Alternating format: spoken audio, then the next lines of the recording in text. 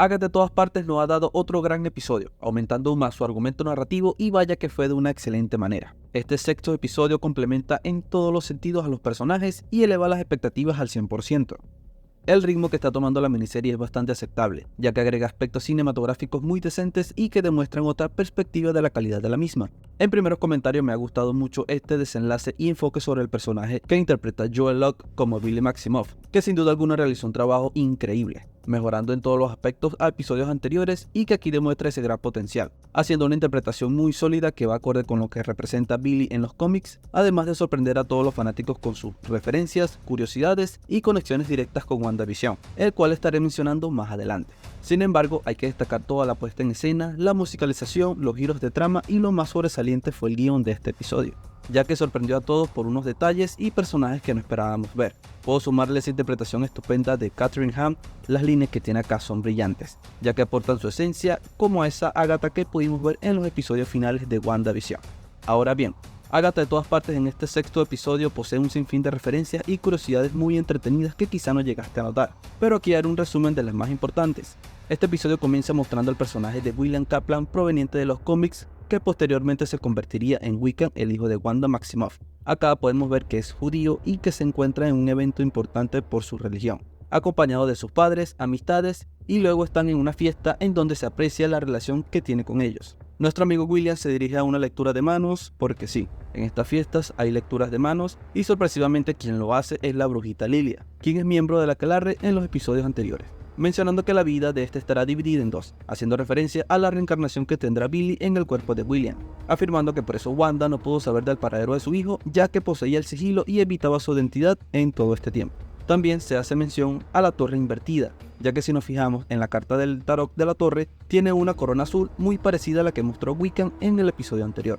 En este sentido, los acontecimientos de la fiesta suceden al mismo tiempo que el Hex de Wanda está en sus últimos momentos. Además, podemos escuchar las voces de Vision y Wanda con frases que provienen del primer episodio de WandaVision, haciendo interferencia en la radio ya que ellos están fuera del Hex.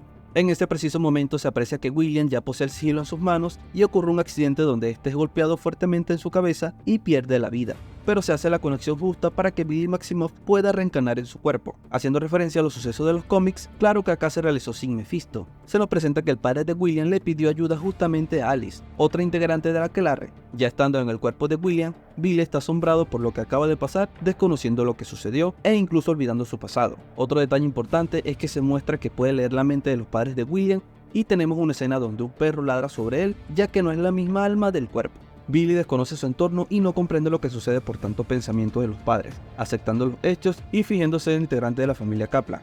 Tenemos una escena donde se dirige a su cuarto y acá tenemos algunas referencias a Harry Houdini, que simplemente puede ser un póster de este personaje, aunque en la película Eternals en sus créditos finales también se observa un póster de él, confirmando que Sprite era su ayudante. También se puede observar pósters de películas como Alicia en el País de las Maravillas, El Caldero Mágico, Travesuras de una Bruja, Los Goonies, pero acá le cambiaron el nombre, y del libro El Maravilloso Mago de Oz. En todo momento se evidencia que William tenía un gran interés por la magia.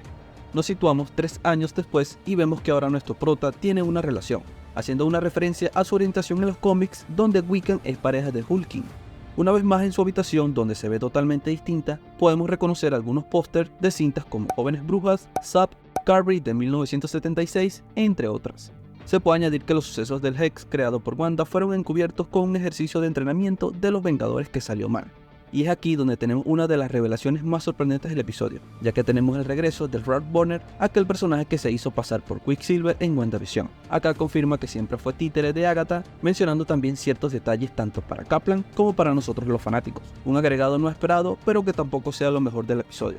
Billy investiga sobre Agatha en internet y consigue información que complementa al personaje, estando presente en el accidente de Hindenburg, el Titanic y otros eventos relacionados con el pasar de los años. Se puede escuchar la canción para entrar al Sendero de las Brujas y parece ser la versión de la madre de Alice, mencionada en episodios anteriores. Acá el sexto episodio toma otro giro, ya que luego de argumentar en su totalidad al personaje de Billy y su reencarnación, nos dirigimos a los sucesos del primer episodio de la miniserie, claro que ahora desde la perspectiva de Wiccan. Es por ello que hay escenas diferentes en contexto de vestuario y otros detalles. Regresando al final del quinto episodio, vemos cómo Agatha sale del charco a donde Wiccan le envió luego de demostrar sus poderes, argumentando que ella siempre tuvo una corazonada desde que lo conoció, eliminándose el sigilo y mencionando que las otras brujas fueron asesinadas por Billy. ¿Pero será esto cierto? No tenemos información sobre ellas y sabemos que Río Vidal no ha salido de la cabaña. Por otro lado, Wiccan hace referencia a que busca a su hermano Tommy, así tenga que hacer equipo con Agatha y culminar el sendero de las brujas. Pero bueno, señores, esto es lo más interesante del sexto episodio. Por favor, no olvides suscribirte al canal y activar la campanita, eso me ayuda muchísimo.